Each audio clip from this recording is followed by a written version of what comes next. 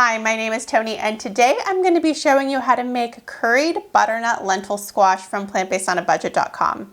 A lot of people enjoyed the potato lentil soup I posted a while back from my friend Renee Press of Fire and Earth Kitchen, and as I mentioned then, she was one of the original people who submitted some recipes to post on Plant Based on a Budget way back then in 2012, and this is one of them. I'm starting with a large pot, and I'm gonna pour in a little bit of oil. I've got my heat set here to low, and I only want the oil to get warm because the next ingredient are mustard seeds. I got these at Walmart for $2, and I'm putting in a tablespoon. One thing to note is that these pop. So if your oil is too hot, they're going to pop all over the place and make a huge mess. So be very careful when cooking with these that your oil isn't too hot. I'm even afraid right now to not make my oil too hot because you'll see me make a huge mess in my studio. Okay. So far so good. Next I'm going to put in some cumin. I got this again at Walmart. It's a lot cheaper to get it in these little bags, especially if you don't use a lot of it. This is whole cumin, and if you don't have whole cumin and you don't want to buy it, you can also use ground cumin, and you're going to use about 3/4 ratio. So for every 1 tablespoon of whole cumin seeds, you'd use about 3/4 ground cumin. I'm going to give it a nice stir. If you want a little bit of spice, you can also add in some red chili flakes. About 1/4 teaspoon is good unless you want it to be spicier. I can hear the spices very barely sizzling, but once I see one pop, I'm immediately going to add in the next ingredient. All right, it's been about a minute. I'm not gonna take any chances. I'm just gonna move on to the yellow onion that I diced. Now I'm adding in a couple garlic cloves, and I'm using my garlic press, but if you don't have a garlic press, you can mince it. You can also use jarred garlic, and in a pinch, you can also use some garlic granules or some garlic powder. And here I chopped up about 1 inch of ginger. We're gonna saute these vegetables until the onions become tender. It should be about 2 to 3 minutes. Give it a stir so nothing burns. And if you notice something is beginning to burn, go ahead and turn down your heat. Next, we're adding in 2 pounds of butternut squash. I did one that was about medium size, so it wasn't too huge, nor was it a tiny honey nut squash. It was about this big. And I peeled them with a potato peeler and cut them into about 1-inch cubes. I love the color of butternut squash. It's so beautiful. I am now gonna add in my butternut squash to the pot, along with my red lentils. I usually say go ahead and swap things out, use brown lentils instead of green lentils, but here I really do think you should keep the red lentils, both for the color of the soup, because I want it to be pretty when I serve it, but also the cook time is different and the texture is different. So if you can, use red lentils on this recipe. I'm mixing everything so all of the ingredients are covered in the spices. Add in 4 cups of liquid. You can either use 4 cups of pre-made vegetable broth from a carton, or you can use homemade vegetable stock. You can also use 4 cups of water and bouillon. I, as usual, am using the Better Than Bouillon.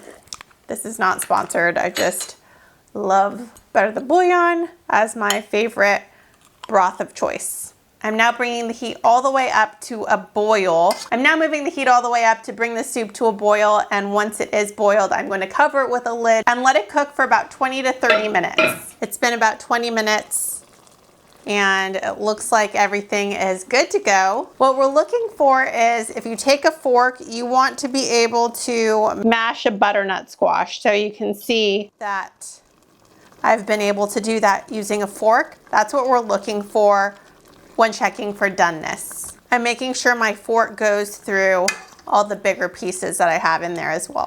Next, I'm gonna add in a can of coconut milk, and this is optional. I'm actually only going to do half a can. My husband isn't the biggest fan of coconut milk, nor am I, so I'm only gonna use a little bit sparingly, but you're welcome to put the whole thing in if you want it extra, extra creamy.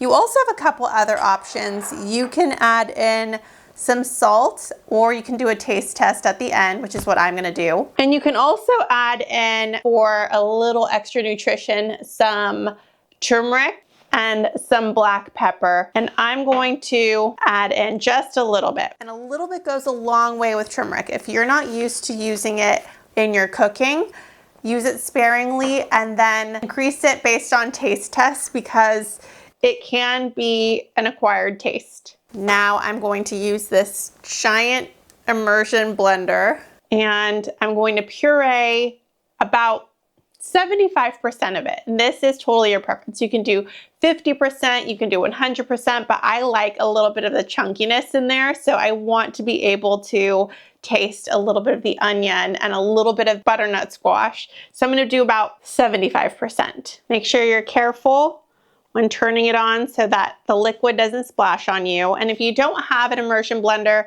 you can work in batches using a standard blender. And by work in batches, I mean do a quarter or half or however much fits in your blender pitcher, and just keep doing until you reach the consistency that you like. I'm picking up my immersion blender and pushing it down and turning it on so that I get the bigger chunks as well, and so that I'm not keeping it fully on and then bringing it up and then possibly splashing myself. A really careful person in the kitchen. As usual, I'm going to unplug my immersion blender, then take this off before handling the blade. I just mentioned I'm extra careful in the kitchen because I really don't want to injure myself. And here it's looking really good. You can see that I still have chunks in mine, and that's what I want. When I bite, I want some texture in there. But if you don't want any chunks, just puree all of those out or blend them up in your blender.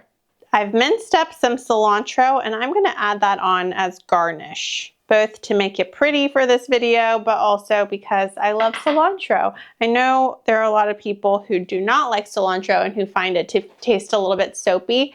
If you are one of those people, you can also use parsley. Parsley would be a great addition as well. You could also put on some, like if you like crunch, I know someone like my husband or Alfonso, who's a photographer for Plant-Based on a Budget and Featuring Vegan, both of them always want something crunchy in everything that they eat. They don't like soft food. So you could do some toasted nuts on here, some toasted walnuts, some toasted sunflower seeds, or anything like that would work great. Giving it a taste test.